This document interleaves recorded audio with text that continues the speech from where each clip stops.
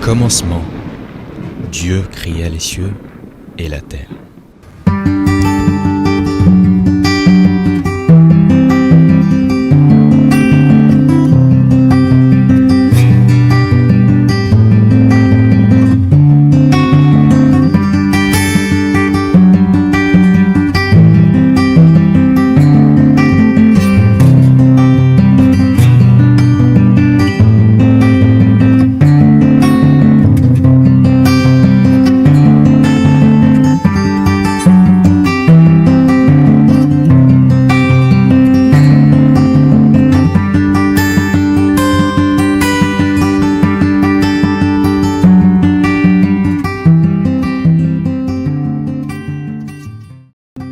Frère Philippe, ça me fait beaucoup de bien de causer avec vous. Je remercie le Seigneur pour ce que je suis aujourd'hui. Je suis trop contente. Gloire à Dieu.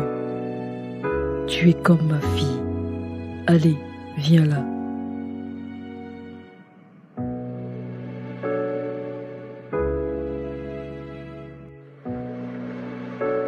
Ma puce, tu m'as l'air bien fatiguée. Comment était ta journée? Ah, Dorian, laisse tomber. Je suis fatiguée comme une vieille éponge.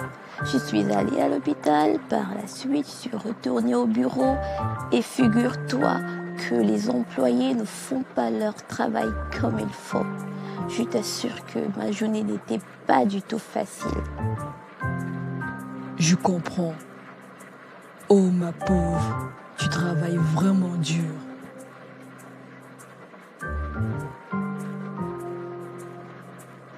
Dis-moi, ma puce, comment s'est passé ton rendez-vous à l'hôpital? Ah, Dorian, laisse tomber. Le médecin dit que je souffre d'un trouble d'ovulation, donc il m'a prescrit quelque chose comme du Colmid, je crois. Attends que je regarde. Ah, c'est pas possible. J'ai oublié de passer en pharmacie. T'inquiète, ma chérie. Donne-moi l'ordonnance, j'irai moi-même te les acheter. Je pense qu'à cette heure, je peux encore trouver des pharmacies ouvertes. Oh, merci Dorian, tu es un ange. Donne-moi juste une seconde, je vais la chercher dans mon sac. J'ose compter. Tu sauras qu'on ne s'attaque pas à moi comme ça. Seigneur, je t'en rends grâce pour tout ce que j'ai appris ce soir à l'étude biblique. Père, je te dis merci pour le fait que tu me demandes d'être humble. Seigneur, je prie pour être davantage humble tous les jours de ma vie afin de te ressembler. Seigneur, je te dis même merci pour ce que le frère Philippe est juste une bénédiction pour moi. Il est juste un baume sur ce cœur qui avait été meurtri. Seigneur, je te dis merci parce que tu l'utilises pour me parler, pour me bâtir. Père, béni sois-tu au nom de Jésus. Amen. Ok. Seigneur, je prie vraiment que tu me donnes une parole sur laquelle je puisse me tenir. Est-ce que je peux lire Ésaïe 61? Qu'est-ce que ça dit?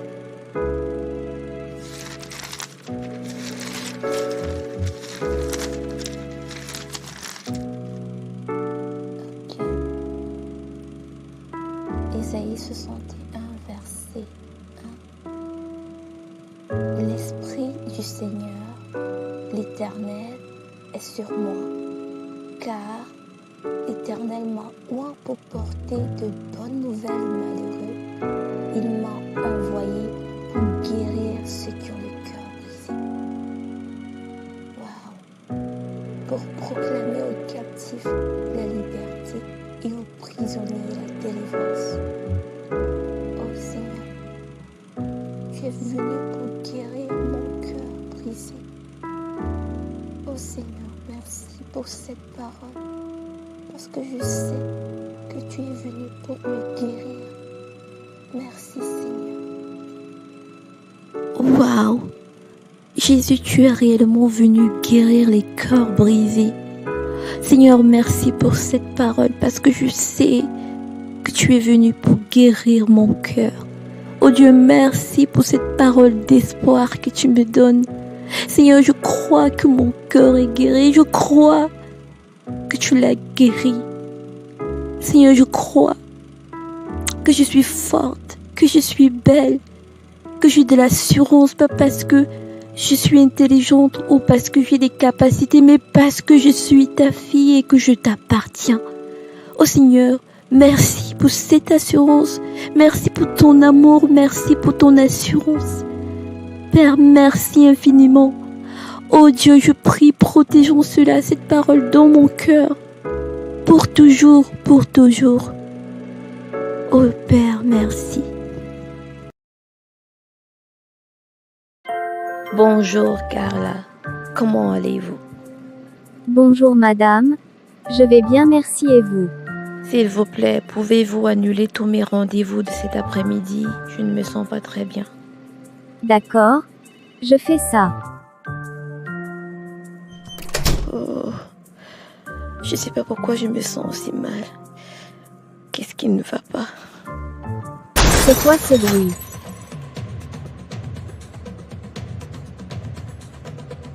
Ça vient du bureau de Madame Cory. Mon Dieu, Madame Cory. Vite, faut que j'appelle Monsieur Kassala. Mon Dieu, Monsieur Dorian est injoignable. Je crois que je vais directement appeler les urgences. Madame Cory, je vois que votre état s'améliore. Néanmoins, vous devriez rester allongé. Ah, d'accord, docteur, pas de souci. J'ai encore un tout petit peu mal à la tête. Dites-moi, mon époux n'est pas encore là? S'il est déjà là. Mais, dites-moi, Madame Cory, quel médicament avez-vous pris récemment? Récemment, comme médicament, je crois que c'était du Colmid que j'ai pris, qui m'avait été prescrit par le docteur Jose à cause des troubles d'ovulation dont je souffre. Il y a un problème. Très étrange. C'est pas ce que nos analyses ont révélé. Votre malaise est dû à une surdose de stéraline. Une surdose de stéraline? Je comprends pas. Qu'est-ce qui se passe? De quoi me parlez-vous? Pouvez-vous me montrer cette ordonnance, s'il vous plaît? Bien sûr. Une seconde, s'il vous plaît. Merci. Je vous reviens dans quelques secondes. Bonjour. C'est vous, Monsieur Kassala? Oui, c'est moi, Dorian Kassala. Comment va ma femme?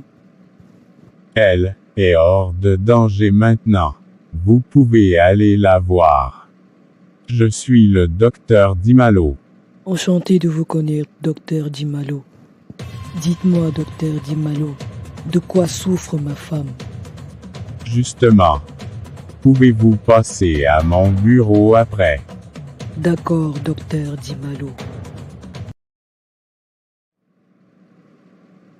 Atalia. Docteur Dimalo, mais que faites-vous ici? Ça fait longtemps.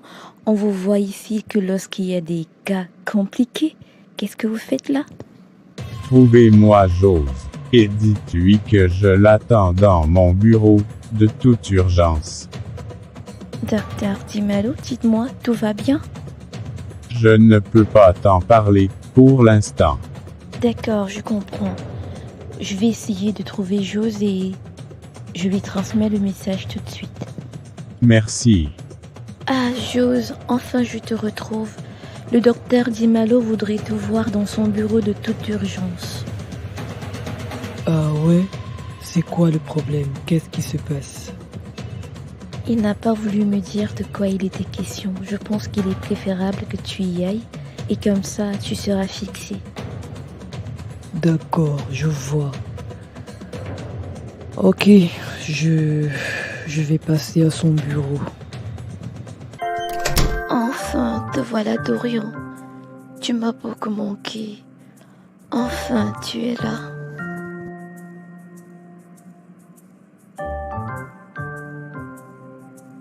C'est bon, je suis là maintenant. Alors comment vas-tu ma chérie? Tu m'as fait une de ces frayeurs, mais que fais-tu debout? Tu n'es pas encore en état de rester debout. Allez, assieds-toi. Alors dis-moi, qu'est-ce qui s'est passé? Dorian, je ne sais vraiment pas comment t'expliquer ce qui s'est passé. Tout ce que je sais, c'est que le matin, je ne me sentais pas déjà très bien. Juste après ton départ, je me suis rendue au travail. Il a tout d'un coup dans mon bureau, je me suis écroulée. Et juste après ça, Carla a appelé les urgences et c'est comme ça que je me suis retrouvée ici. Mais le médecin dit qu'ils ont trouvé une substance dans mon corps et je ne comprends pas comment est-ce que ça s'est fait. Parce que jusqu'ici, je n'ai pas pris d'autres médicaments en dehors de ceux que le docteur Jose m'avait prescrit. Tu peux me l'expliquer? Je comprends pas. T'inquiète, Corey. Le docteur Dimalo va nous expliquer comment cela s'est fait.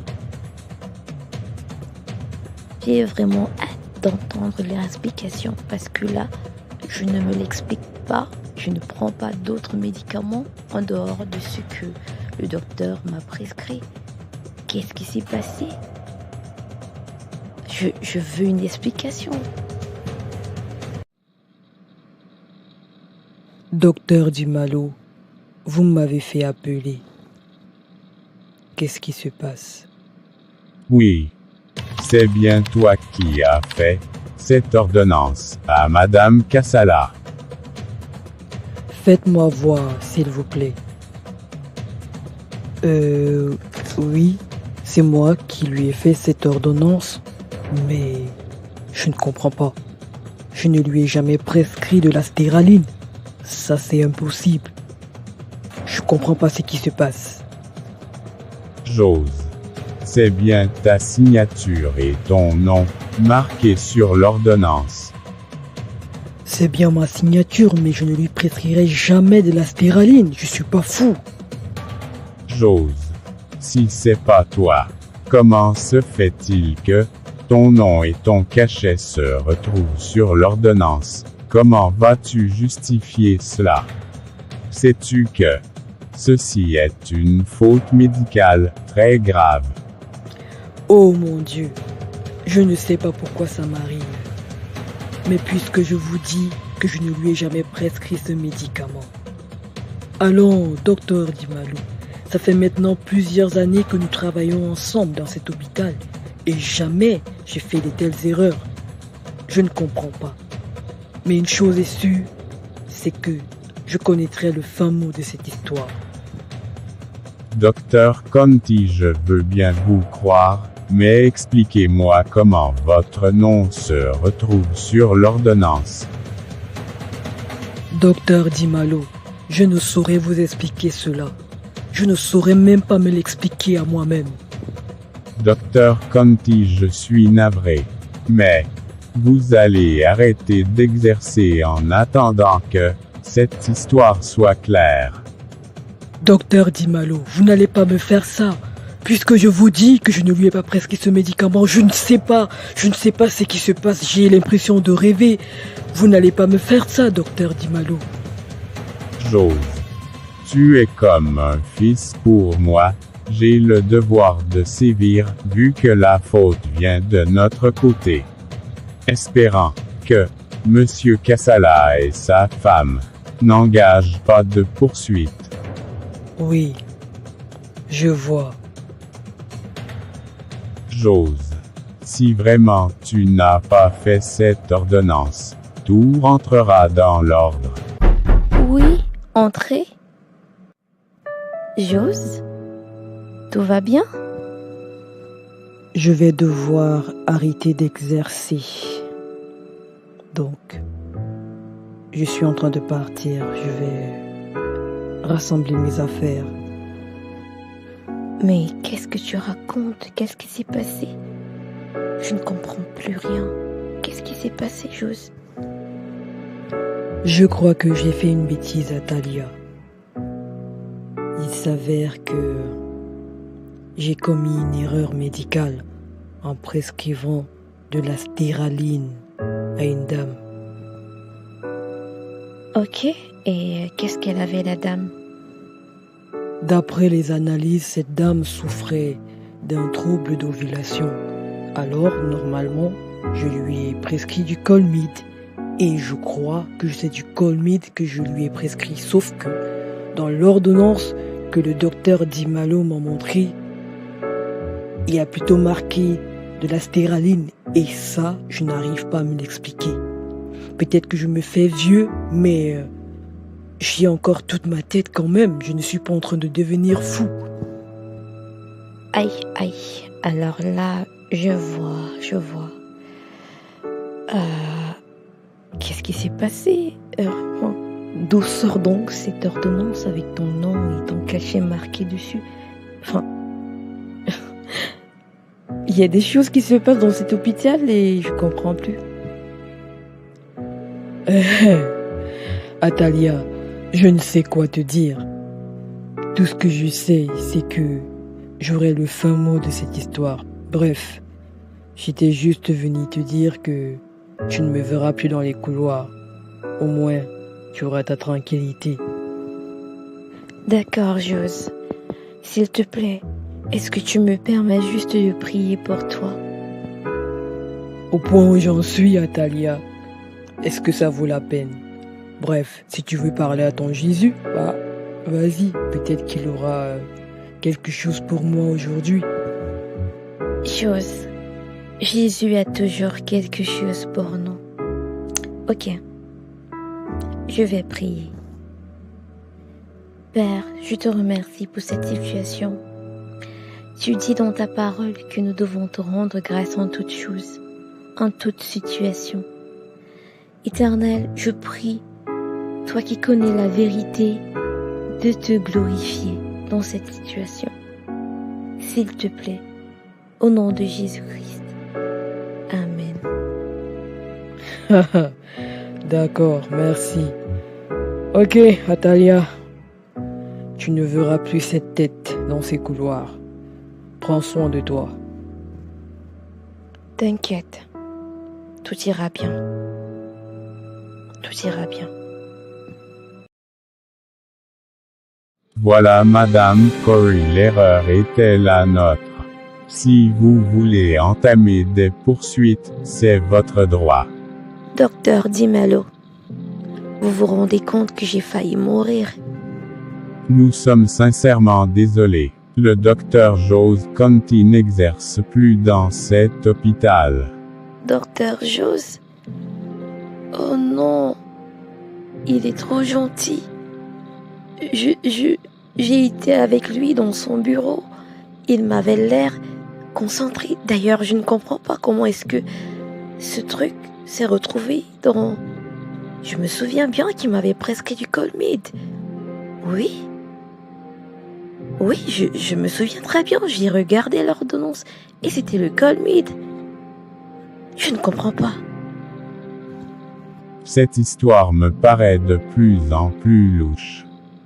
Docteur Dimalo, faites revenir le docteur Jose.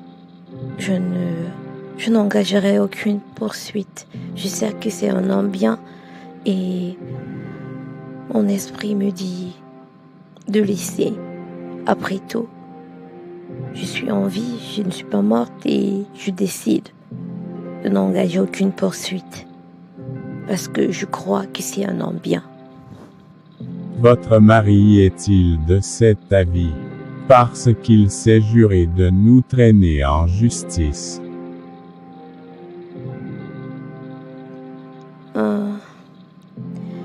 Monsieur Dimalo, je vais devoir partir. Et merci pour tout. Cette histoire m'intrigue beaucoup. Qui pourrait m'aider à examiner cette ordonnance? Surtout les signatures. Qui en voudrait à Jose, au point de falsifier sa signature? Je sais à qui demander. Mon neveu Ayush est un expert en imitation de signatures. Celui-là, je ne sais pas ce qu'il veut faire de sa vie. Balaam avait aussi perdu la sensibilité. Vous voyez, l'ânesse parla et il répondit. Il avait conversé avec l'ânesse sans savoir ce qui se passait. Il était si anxieux d'obtenir le gain et l'honneur qu'il semblait avoir perdu temporairement la tête. C'est là la tragédie de la désobéissance. Quand les gens ont fixé leur cœur sur leur propre voie, ils deviennent tellement remplis de cela qu'ils ne peuvent plus voir le mal qu'ils sont en train de causer à eux-mêmes, au monde et à l'Église. Pour de telles personnes, le fait que les ânesses parlent est normal et elles répondent à celles-ci. Donc, vous voyez, la désobéissance nous fait perdre la sensibilité spirituelle. Même quand Dieu te parle, tu n'entends plus. Ok, on va s'arrêter ici. Que le Seigneur nous donne de demeurer obéissants pour ne pas perdre la sensibilité spirituelle. Soyez bénis. Alors, ma fifi, comment vas-tu? Comment était ta journée? Ma journée s'est plutôt bien passée. Il y a eu un collègue, je t'ai déjà parlé de lui, Jose, qui a eu un problème au travail. Bon, j'ai prié pour lui. J'espère que le Seigneur va se glorifier. Atalia, si tu as prié, ça signifie que tu as la foi. Alors, si tu as la foi, tu as cette assurance que le Seigneur va exaucer ta prière. Amen. Frère Philippe, je me demande à quel moment le Seigneur va m'envoyer mon mari. Moi aussi, j'ai déjà envie de me marier. Je veux me marier. Les gens ont toujours dit que je n'étais pas bonne pour le mariage, que je n'étais pas une bonne femme à épouser. Maintenant, j'ai donné ma vie au Seigneur Jésus. Je veux me marier. Je veux aussi avoir mon mari. Atalia, est-ce que tu veux te marier pour plaire aux gens parce que les gens ont dit, ou bien tu veux te marier parce que tu es convaincu que c'est la volonté de Dieu que tu t'es marié? Frère Philippe, j'ai presque maintenant 30 ans. Je veux me marier, c'est normal, c'est de mon âge. J'ai envie de me marier. Est-ce que c'est un crime? Hé, ma fille, est-ce que tu connais même ce que c'est que le mariage? Est-ce que tu sais ce que c'est que le mariage? Le mariage, c'est la chose de Dieu. Est-ce que tu connais déjà ton appel?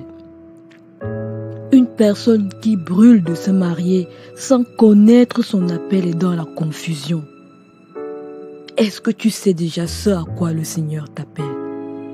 Est-ce que tu te connais déjà toi-même? Faut pas te précipiter. L'attente, c'est un facteur que Dieu utilise pour nous guérir et pour nous bâtir. Il ne faut pas courir. Le mariage viendra. Moi, je te conseille de guérir d'abord de l'intérieur, de connaître ton appel, de te connaître toi-même, de grandir avec Dieu, parce que le mariage, c'est une affaire de maturité spirituelle.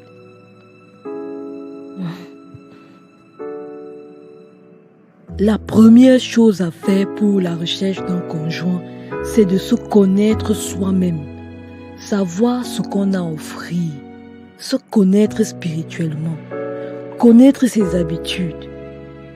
Il y a des personnes qui sont dépensières ou désordonnées.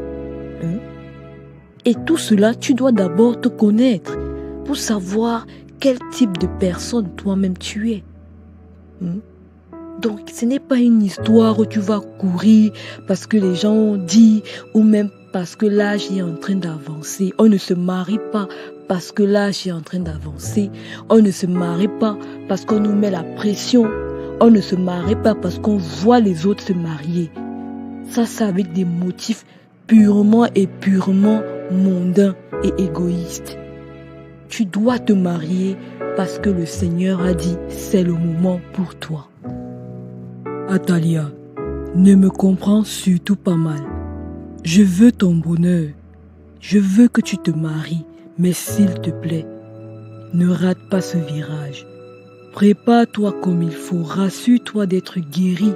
Parce que beaucoup de personnes se marient pensant que c'est le mari qui fera le bonheur. Jésus doit d'abord te satisfaire. Jésus doit être ta satisfaction. Parce qu'on rentre dans le mariage avec beaucoup d'attentes et au final, on est souvent déçu. Parce que ce qu'on voyait à l'extérieur, ce n'est pas ce qu'on a rencontré à l'intérieur. Et si Jésus n'a pas été notre satisfaction, ça va chauffer. Donc s'il te plaît, prépare-toi, prends le temps qu'il faut pour cela, s'il te plaît. D'accord, frère Philippe, j'ai compris. Ok, d'accord. Bon, il est l'heure de rentrer. Faut pas traîner dehors.